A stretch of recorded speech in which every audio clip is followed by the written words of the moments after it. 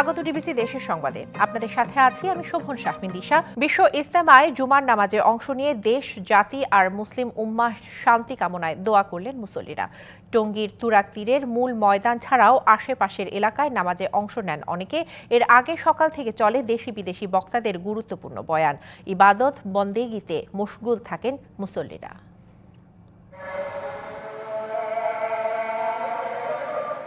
আল্লাহু আকবার ধ্বনিতে মুখরিত টঙ্গীর তুরাগ তীর। ১৬০ একরের ইজতেমার মূল ময়দান ছাড়াও জুম্মার নামাজের এই জমায়েতের ঢেউ ছড়িয়ে পড়েছে আশপাশের রাস্তাঘাট ও অলিগলিতে। বিশ্ব ইজতেমার জুম্মার নামাজে অংশ নিতে পেরে সৌভাগ্যবান মনে করেন মুসল্লিরা। নামাজ শেষে দোয়া করেন দেশ ও জাতির কল্যাণের জন্য।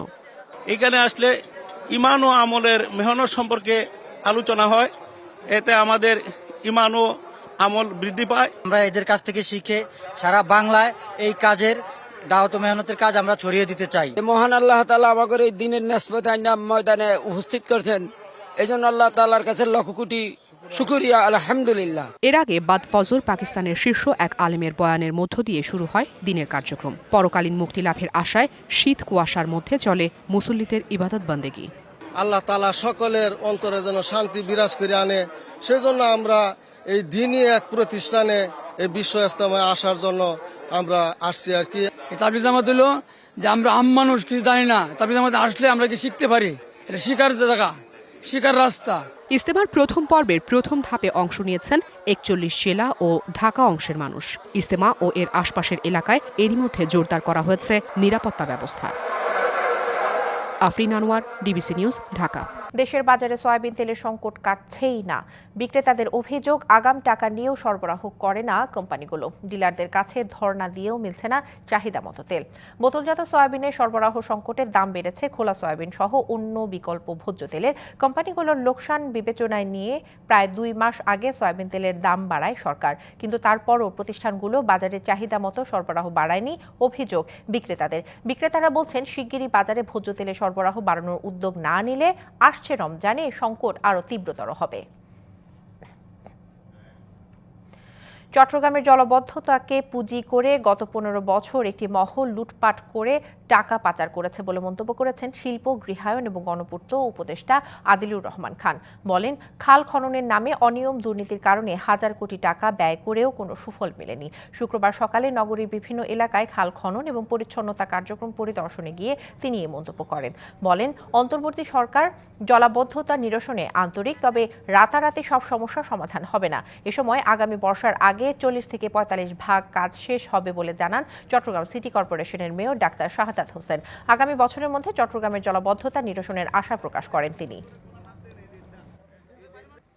দেশের অর্থনৈতিক অবস্থা একেবারেই খারাপ করে দেওয়া হয়েছিল, আমরা সেখান থেকে রিকভার করার চেষ্টা করছি। খাল বন্ধ করে দিয়ে জায়গা দখল, মাটি, ময়লা সমস্ত কিছু এটা সরাতে যে কাজটা, যে উদ্যোগটা, সেই উদ্যোগটা শুরু হয়েছে এখন। এই যে আগামী বর্ষার আগে কিছুটা সুফল পাবেন, পুরাটা না পেলেও। আরও একটি বছর হয়তো বা সময় লাগবে 100% এটাকে ফলপ্রসূ করতে। যে আমরা সবাই মিলে সমন্বিতভাবে এই কাজগুলো যদি করতে পারি, জলাবদ্ধতার হাত থেকে চট্টগ্রামবাসীকে আমরা রেহাই দিতে পারবো। সাবেক সমাজ কল্যাণ মন্ত্রী মোহাম্মদ নুরুজ্জামান আহমেদের ৫ দিনের রিমান্ড মঞ্জুর করেছে আদালত। সকালে তাকে রংপুর মেট্রোপলিটন আমলি আদালতে তোলা হয়। এ সময় মামলার তদন্তকারী কর্মকর্তা SI মুস্তাফিজার রহমান ১৫ দিনের রিমান্ড আবেদন করেন। আমলি আদালতে বিচারক দেবী রানী নুরুজ্জামান আহমেদের ৫ দিন রিমান্ড মঞ্জুর করেন। নুরুজ্জামান বৈষম্য বিরোধী ছাত্র আন্দোলনে শিক্ষার্থী মাহমুদুল হাসান মুন্না হত্যার মামলার আসামি। বৃহস্পতিবার রাতে রংপুরের সেন্ট্রাল রোডের ডাকঘর এলাকা থেকে তাকে গ্রেপ্তার করা হয়। বৈষম্য বিরোধী ছাত্র আন্দোলনের সদ্য ঘোষিত রাজশাহী জেলা এবং মহানগর কমিটি ২৪ ঘণ্টার মধ্যে বাতিলের আলটিমেটাম দিয়েছে জুলাই বিপ্লবে অংশ নেওয়া শিক্ষার্থীদের একাংশ। একই সাথে কেন্দ্রীয় সমন্বয়ক মাহিন সরকার এবং রাজশাহী বিশ্ববিদ্যালয়ের সমন্বয়ক সালাউদ্দিন আম্মাকে অবাঞ্ছিত ঘোষণা করা হয়েছে। সকালে নগরীর 0 পয়েন্টে সংবাদ সম্মেলনে এই ঘোষণা দেয় শিক্ষার্থীরা। লিখিত বক্তব্যে তারা জানান, একটি স্বার্থান্বেষী মহল জুলাই বিপ্লবের প্রকৃত নায়কদের মাইনাস করে ৫ই আগস্টের পর সুবিধাভোগী কিছু অনুপ্রবেশকারীদের মাধ্যমে প্রহসনের পকেট কমিটি গঠন করেছে, যাদের বিরুদ্ধে বিভিন্ন প্রতিষ্ঠান এবং বাজারে চাঁদাবাজি, ক্ষমতার দখল এবং সুবিধা নেওয়ার অভিযোগ রয়েছে। অনেকেই ফ্যাসিবাদী আওয়ামী লীগের রাজনীতির সঙ্গে যুক্ত। তাদের কমিটিতে স্থান দিয়ে জুলাই বিপ্লবের চেতনাকে অপমান করা হয়েছে। অবগত আছেন জুলাই গণঅভ্যুত্থানের মধ্যে এছাড়াও একজন হত্যা মামলার অন্যতম রাজশাহীর সর্বস্তরের ছাত্র সমাজ এই পকেট কমিটিকে সম্পূর্ণভাবে অবাঞ্ছিত ঘোষণা করছে এবং একই সাথে রাজশাহীর মাটিতে সালাউদ্দিন আম্মার এবং মাহিন সরকারকেও অবাঞ্ছিত ঘোষণা করা হলো। আমরা রাজশাহীর ছাত্র সমাজ এই অবৈধ পকেট কমিটি বাতিলের দাবি জানাচ্ছি এবং 24 ঘন্টার মধ্যে এটি বাতিল করার জন্য কেন্দ্রীয় সমন্বয়ক নাহিদ ইসলাম, আসিফ মাহমুদ এবং হাসনাত আব্দুল্লাহ ভাইয়ের হস্তক্ষেপ কামনা করছি। আগামীকাল থেকে বন্ধ হয়ে যাচ্ছে কক্সবাজারের সেন্ট মার্টিনে পর্যটকদের ভ্রমণের সুযোগ। নিষেধাজ্ঞা বহাল থাকবে আগামী নভেম্বর পর্যন্ত। একমাত্র প্রবাল দ্বীপের পরিবেশ এবং প্রতিবেশ রক্ষায় এমন সিদ্ধান্ত জানিয়েছে জেলা প্রশাসন। পর্যটন মৌসুমের 2 মাস বাকি থাকতে এমন ভ্রমণ নিষেধাজ্ঞায় ক্ষুব্ধ দ্বীপবাসী এবং ব্যবসায়ীরা।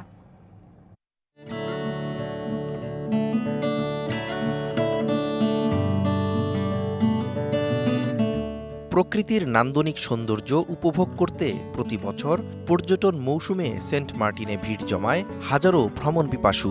গড়ে উঠেছে হোটেল, মোটেল, রেস্টুরেন্ট সহ পর্যটন সংশ্লিষ্ট কয়েকশো ব্যবসায়ী প্রতিষ্ঠান। সেন্ট মার্টিনের পরিবেশ ও প্রতিবেশ রক্ষায় গেল বছর 1 ডিসেম্বর থেকে দ্বীপটিতে প্রতিদিন যাতায়াতের সুযোগ পায় কেবল 2000 পর্যটক। বন্ধ রাখা হয় রাত্রিযাপন। 1 ফেব্রুয়ারি থেকে নভেম্বর পর্যন্ত 9 মাস বন্ধ থাকবে পর্যটন কেন্দ্রটি, এমন নিষেধাজ্ঞা দিয়েছে জেলা প্রশাসন। এই সিদ্ধান্তের বিরুদ্ধে বিক্ষোভ করেছে দ্বীপের বাসিন্দা সহ পর্যটন ব্যবসায়ীরা। আমরা দাবি জানাই অনতিবিলম্বে তারা ডিসেম্বর এবং জানুয়ারি মাসের মতোই ফেব্রুয়ারি মাসে চালু রাখা হোক। পরিবেশ উপদেষ্টা অত্যন্ত মানবিক, উনি চাইলে আমাদেরকে ফেব্রুয়ারি মাসটাও সে দিতে পারেন। আমরা চাচ্ছি আগামী ফেব্রুয়ারিটা সরকার পর্যটক উন্মুক্ত রাখুক সেন্ট মার্টিনে। ফেব্রুয়ারি মাসে ভ্রমণকারীদের যাওয়ার সুযোগের দাবিতে উচ্চ আদালতে রিট আবেদনও করা হয়েছে। এখন আমরা গত 2-3 দিন আগে একটা সাপ্লিমেন্টারি পিটিশন দায়ের করেছি। আমরা বলেছি এই 3 মাসের ইনকাম দিয়ে আমাদের 12,000 মানুষ তথা এই সেক্টরে যে 1-1.5 লাখ লোক জড়িত আছে পর্যটন খাতে, তাদের জীবন জীবিকা টোটালি স্থবির হয়ে পড়বে, হুমকির মুখে পড়বে। এটাকে যেন এক্সটেনশন করা। যদি দ্বীপবাসীর এরকম কোনো চাহিদা থাকে, যদি তারা আমাদের মাধ্যমে সরকারকে জানাতে চান, জেলা প্রশাসনের মাধ্যমে তারা জানাতে পারেন। আর এই ব্যাপারে সরকার যে সিদ্ধান্ত দেবে সেটি আমরা যথাযথভাবে বাস্তবায়ন করব। প্রতি বছর নভেম্বর থেকে দ্বীপে পর্যটক যাতায়াত শুরু হলেও চলতি মৌসুমে 1 মাস দেরিতে গেল ডিসেম্বর থেকে ভ্রমণের অনুমতি পায় পর্যটকরা। DVC news desk.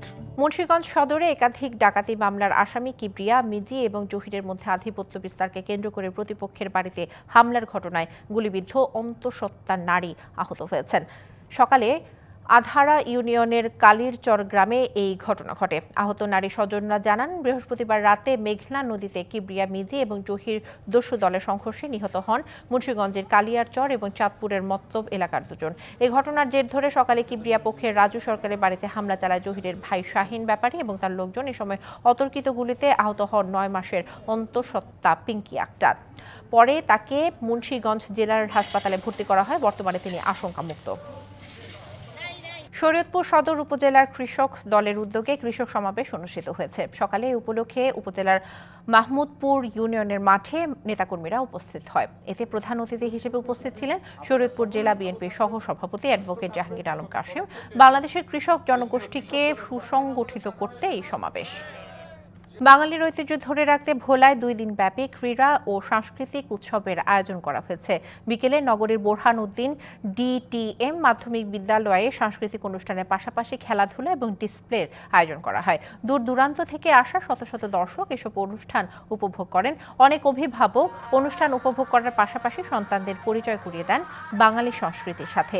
অনুষ্ঠানের শুরুতে শতাধিক শিক্ষার্থীর অংশগ্রহণে একটি প্রদর্শনী হয়। পরে শিক্ষার্থীদের নিয়ে চলে নানা খেলাধুলার আয়োজন। 2 দিন ব্যাপী এই উৎসবে বিদ্যালয়টির 750 শিক্ষার্থী অংশ নেয়। জমে উঠেছে চুয়াডাঙ্গার ঐতিহ্যবাহী সরোজগঞ্জ খেজুর গুড়ের হাট। ভোরের আলো ফোটার আগেই হাটে গুড় নিয়ে আসেন গাছিরা। দূর দূরান্ত থেকে আসছেন ক্রেতা এবং পাইকাররা।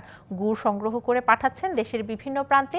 চুয়াডাঙ্গার গুড় স্বাদে অতুলনীয়, তবে রয়েছে ভেজালের শঙ্কাও। গুড়ের মান ধরে রাখতে কাজ করছে স্থানীয় প্রশাসন। সারি সারি গুড়ের ভার, এ যেন গুড়েরই রাজ্য। আর এই চিত্র চুয়াডাঙ্গার 100 বছরের পুরনো সরোজগঞ্জ গুড়ের হাটের। খেজুরের রস থেকে তৈরি ঝোলা ও পাটালি গুড়ের জন্য বিখ্যাত চুয়াডাঙ্গা। স্বাদে অতুলনীয় হওয়ায় এই গুড়ের চাহিদা দেশ জুড়ে। সপ্তাহের সোম ও শুক্রবার বসে সরোজগঞ্জ হাট। আর খেজুরের গুড় কিনতে সারা দেশ থেকে আসেন ক্রেতারা। সকাল থেকে সন্ধ্যা পর্যন্ত চলে বেচাকেনা।